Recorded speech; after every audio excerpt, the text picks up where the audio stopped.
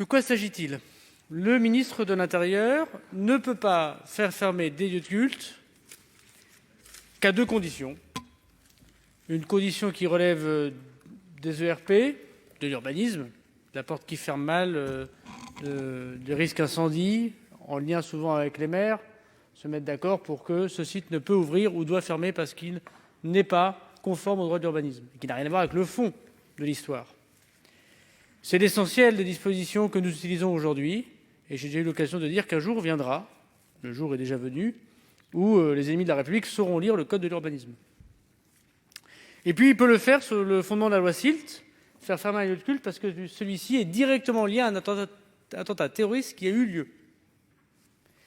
Et il le fait dans des proportions extrêmement sévères, parce que la liberté de culte est extrêmement forte dans notre pays, au sens constitutionnel du terme. Dans le cadre précis de la mosquée de Pantin, par exemple, où plusieurs faits étaient reprochés et prouvés pour les présidents, le dirigeant de l'association cultuelle, qui a relayé la vidéo qui a appelé à l'assassinat, je mets des guillemets, de Samuel Paty, pour aller plus vite. Le juge administratif a considéré que les arguments du ministère de l'Intérieur pour fermer le lieu de culte étaient justes, mais il a regardé le nombre de kilomètres qui séparaient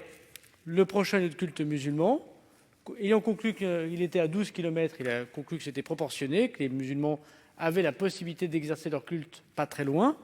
Il faut donc en conclure que s'ils étaient beaucoup plus loin, alors malgré le lien avec l'attentat terroriste, c'était sans doute une décision qui aurait été retoquée par le juge administratif.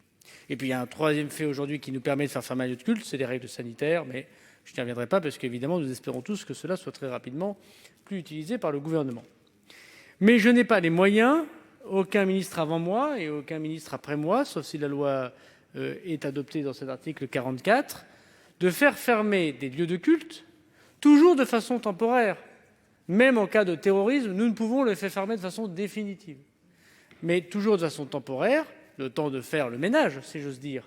dans les responsables ou dans les actes ou paroles commis dans ce lieu de culte. Je ne peux faire fermer aucun lieu de culte parce qu'un responsable aurait dit, par exemple, que les juifs sont à exterminer, que les chrétiens sont des mécréants, que les femmes sont l'inégale des hommes, qu'on se transforme en porc quand on écoute de la musique et toutes les joyeusetés que l'on peut entendre et qui sont profondément contraires aux valeurs de la République. Nous pouvons poursuivre ces personnes, judiciairement parlant,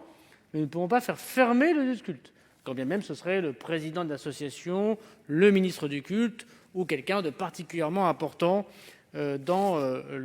l'ascension sur les fidèles. Et cet article 44, mesdames et messieurs les sénateurs, est très important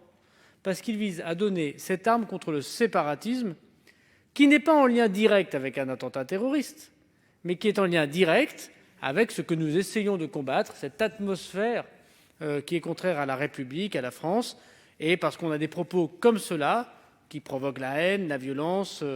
l'incitation évidemment à la sédition, de faire fermer ce lieu de culte. Alors c'est vraiment un article 44 extrêmement important parce qu'il permettra de répondre à l'interrogation des manchettes de journaux,